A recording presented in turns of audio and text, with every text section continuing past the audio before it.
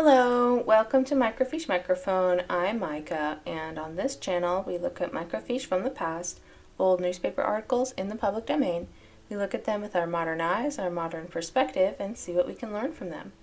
On this microfiche time capsule, we are looking at the Ladies' Home Journal from November 1884, and this article is entitled Two Sides to the Children Question. I thought that might be interesting because so far the question of whether or not to have children, they've always been for.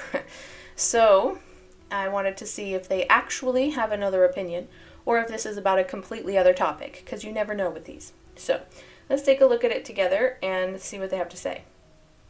I do not like to hear both sides of a question. Okay, I do. Okay. I do like to hear both sides of a question, and this one of making children be graceful and polite has two sides. Oh, it is a completely different question. I thought it was the question of whether or not to have children. Okay. I think I am little capable of judging, as I am one of a large family, and have quite a family of my own on hand. As I look back, I think that I must have been a trial to others, as I know I was to myself, but that easy, graceful way of offering or receiving a favor, or entering or leaving a room, was never mine. Nor do I think that those who trained me were to blame. They did their best. But all children are not born alike, and those who have the tact and presence of mind to take kindly to polite ways ought to have a little pity for those who are called awkward, blunt, and impolite. I can't do as such a one does, so I won't try. And the result is a series of uncouth, awkward performances that send the visitor away, thinking, wouldn't I like to train that child? And the mother is mortified and discouraged, but she seldom says so to a stranger.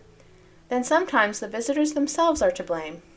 Little voices are heard when they ought not to be, and a mother's look or word of warning is met with, "Now don't bother the children or try to keep them quiet.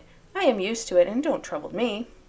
Or a child begins to take a little liberty that mother thinks she should check, and the visitor declares, "Don't trouble the poor child, she's doing nothing."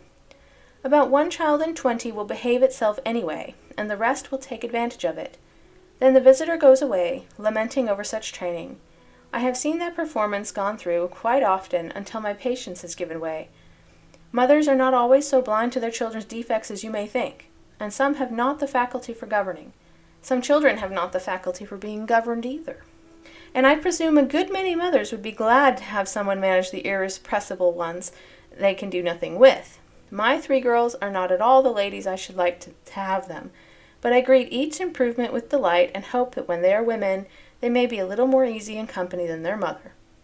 Dactyl, Coldwater, Michigan. I kind of like that, actually, because basically she's saying, okay, first of all, don't blame a mother if her child isn't perfect. Yeah? Because children don't come to this world perfect. Every child is unique, and some are more well-behaved than others, and some are more polite than others, and some are just having a stinking bad day. You know, it does happen. But sometimes it's the visitor's fault saying, "Oh no, don't correct your child because I'm here and I don't mind them." Well, they still need to correct them, yeah? There might be times when that's necessary. So, I like that, and I like that this woman says that even though she's a little socially awkward herself, she accepts her 3 girls as they are and not as she would wish them to be, which is more polite and graceful than herself. You can't really teach grace. You kind of have to just let them learn it themselves. Either they have it or they don't. But I guess you could teach a few rules of politeness, but you're not going to change their nature. And I think that too many children are labeled as troubling or unruly when actually they just really need some more emotional support than many other children do. So that's my opinion on that. But yeah, I really think that this is a thoughtful article from someone who is not perfect themselves, and I appreciate that. I know that I am not perfect as a mother, and I know that my children don't always obey everything I say. There are also issues that children sometimes have that some people don't understand. I've been asked a million times if one of my children is autistic. She's definitely not. She's just very, very emotional. So, you might think of something like that.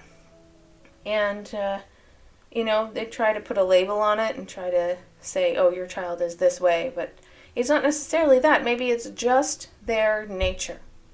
It's just the nature of the child. And I think that accepting your children as they are is more important than teaching them politeness.